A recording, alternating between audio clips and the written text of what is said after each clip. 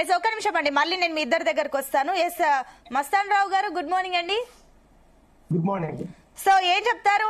అమరావతి రాజధాని నిర్మాణానికి సంబంధించి అడుగులు ముందుకు పడుతున్నాయి, మరోపక్క కొన్ని విమర్శలు కూడా వస్తున్నాయి. సో ఏంటి దీనిపైన మీ అనాలిసిస్ ఏంటి? ఎట్టకేల కొట్టు ఏపీ రాష్ట్ర ప్రజలకి ఈసారైనా మంచి జరుగుతుంది అనుకోవచ్చా, లేదంటే ఇది కూడా కేవలం ఒక రాజకీయ స్టంట్ అనుకోవచ్చా? ఏంటి, ఏమంటారు? మీ అనాలిసిస్ ఏంటి?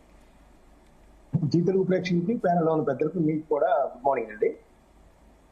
అమరావతి ఈ రోజు 57,000 కోట్ల రూపాయలకు సంబంధించి ప్రారంభోత్సవాలు కొన్ని వాటికి సంబంధించిన శంకుస్థాపనలు చేయడానికి మళ్ళీ రెండోసారి ప్రధానమంత్రి గారు వస్తున్నారు.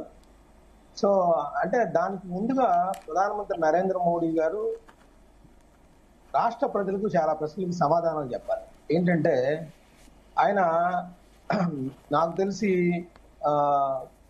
2015 అక్టోబర్ 22వ తారీఖున శంకుస్థాపన చేశారు. అంతకుముందు ఆయన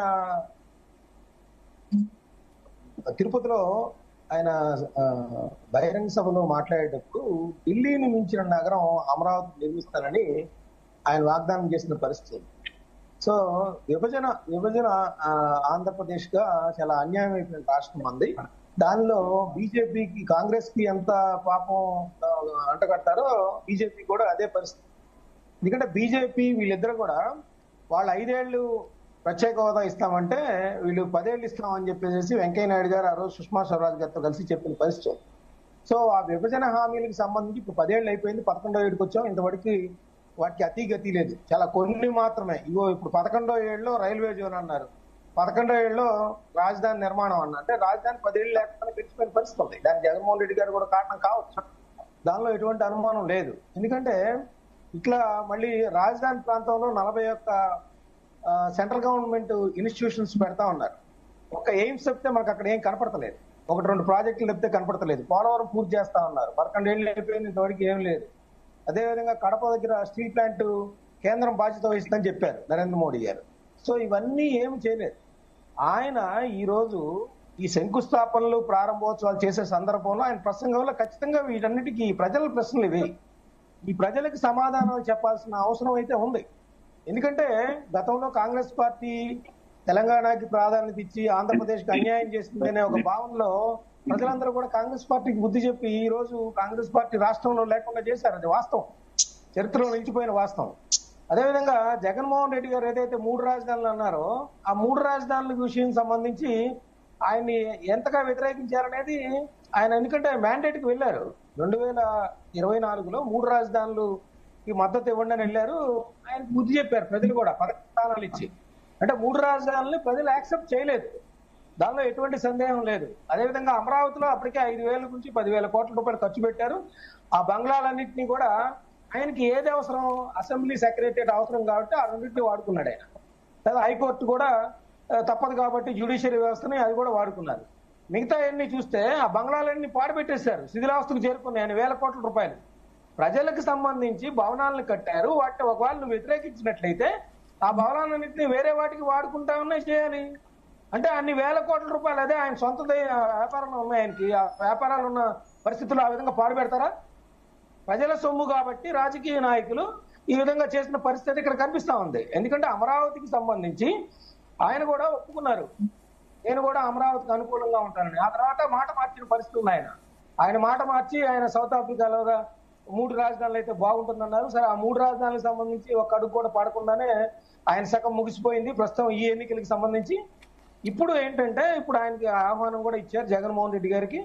మరి ఆయన కనీసం ఆయన ఆహ్వానం ఇచ్చినప్పుడు నిన్న వెళ్ళి వాళ్ళ ఇంటికి వెళ్ళి ప్రోటోకాల్ అధికారులు కూడా ఆయనకి మాజీ ముఖ్యమంత్రి హోదాలో, ఇటు ప్రతిపక్ష నేతగా ఆయనకి హోదా దక్కలేదు కాబట్టి మాజీ ముఖ్యమంత్రికి సంబంధించి ఒక ఇన్విటేషన్ ఇచ్చారు. దానికి కూడా ఆయన ఆన్సర్ చెప్పకుండానే వెళ్ళిపోయిన పరిస్థితి ఉంది. ఎందుకంటే గతంలో ఆయనకి ఆహ్వానం అందిస్తే ఆయన ఏమన్నారు, ఒక 8 పాయింట్లతో లేఖ రాశారు, నేను అక్కడికి రాను, మీరు ఈ రాజధాని అనేది అవినీతిమయం అయిపోయింది, ఇది కొన్ని వర్గాలకు మాత్రమే పరిమితం అయిపోయింది, రైతుల మెడ మీద కత్తి పెట్టి భూములు లాక్కున్నారు, ఇది 3 పంటలు పండే భూమి అని చెప్పేసి అందువల్ల నేను రావట్లేదని చెప్పారు. కానీ ఆయన అమరావతికి మాత్రం ఎగ్నెస్ట్ కాదనేది మాత్రం చెప్పారు.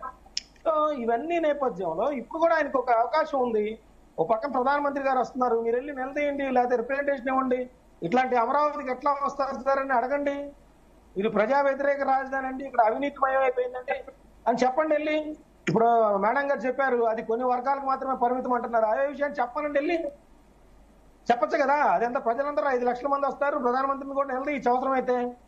అంటే ప్రధానమంత్రి గారు నిలదీస్తే ఏమన్నా సమస్యలు వస్తాయని భయమా ఏంటి? ఇప్పుడు పక్కన ఆంధ్రప్రదేశ్కి రాజధాని కావాలి, ప్రజలు మ్యాండేట్ ఇచ్చారు, వాళ్ళు కడుతున్నారు. దేని మీద కోపం మీకు? ప్రజల మీద కోపమా? 3 రాజధానులకి మద్దతు ఇవ్వలేదని కోపమా? లేకపోతే మేము గతంలో 5,000 కోట్ల రూపాయల భవనాలన్నీ పాడు పెట్టాం అనేది బయటపడద్దు అనేది ఇదా ఏంటి? ఇప్పుడు ఖచ్చితంగా అటు నరేంద్ర మోడీ గారేమో ప్రజలకు సమాధానాలు చెప్పాలని అవసరం ఉంది. జగన్మోహన్ రెడ్డి గారు కూడా ఊరిని ఆరోపణలకు పరిమితం కాకుండా వాస్తవాలు నిరూపించాలి. ఆయన కిట్ప్రోకో అన్నారు, ఆయన హైకోర్టుకు వెళ్లారు, నిరూపించలేకపోయారు. ఇక్కడ అవినీతిని కూడా నిరూపించలేకపోయారు. 5 ఏళ్ల కాలంలో ఏం చేశారు ఆయన?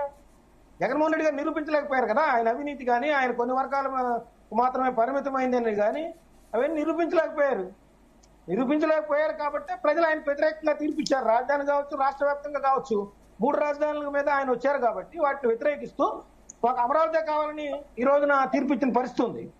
చూడండి, రేపు పొద్దున అమరావతి రాజధాని కట్టకపోతే మళ్ళీ మీకు ఉంది, మీరు పక్కన అసెంబ్లీకి కూడా వెళ్ళరు కదా, ప్రెస్ మీట్ లోనే నిలదీస్తారు. కనీసం ఆ ప్రెస్ మీట్ లో నిలదీయండి నరేంద్ర మోడీ గారిని. నరేంద్ర మోడీ గారు ఎందుకంటే మీరు ఆంధ్రప్రదేశ్ ఇంత వెనకపడతానని చేస్తున్నారు, కేంద్రం నిధులు ఇస్తా ఉంటున్నారు, ఇవ్వట్లేదు, మీరు కనుక అసలు అడుగు పెట్టే అవకాశం లేదని జగన్మోహన్ రెడ్డి గారు నిలదీస్తే బాగుండేది కదా. ఒక ప్రతిపక్ష పార్టీకి సంబంధించిన వ్యక్తిగా ప్రతిపక్ష హోదా ఇటు లేదు, మాజీ ముఖ్యమంత్రి హోదాలు నిలదీయచ్చు. ఎందుకు వస్తున్నారు నరేంద్ర మోడీ గారు? పదే వచ్చినందువల్ల ఉపయోగం ఏంది? మాకేం రాష్ట్రానికి ప్రయోజనం చేయట్లేదు కదా అని బీజేపీ నిలదీస్తే భయం అన్నట్టుగా ఉంది పరిస్థితి. జగన్మోహన్ రెడ్డి గారు ఆలోచించాల్సింది ఏంటంటే ఒక నెక్స్ట్ ఆయన ఆల్టర్నేట్ గా కనిపిస్తున్నారు, మళ్ళీ అధికారంలోకి వస్తామని వాళ్ళ కార్యకర్తలకు పదే చెబుతున్నారు. అలాంటప్పుడు ఏ విధంగా రాగలుగుతారు? ప్రజల తరపున నిలదీయాలి కదా. ప్రధానమంత్రిని నిలదీసే అవకాశం ఇక్కడ వచ్చింది కదా. ఎందుకని బెంగళూరు వెళ్ళిపోయారు? ఇది ప్రజల్లో నుంచి వస్తున్న ప్రశ్నలు. వీటికి సమాధానాలు చెప్పాల్సిన నరేంద్ర మోడీ గారు చెప్పాలి, ఇప్పుడు జగన్మోహన్ రెడ్డి గారు కూడా చెప్పాలి. ఓకే అండి. ఎస్ నాగమణి గారు, సో ఏం చెప్తారు? అటు 3 రాజధానుల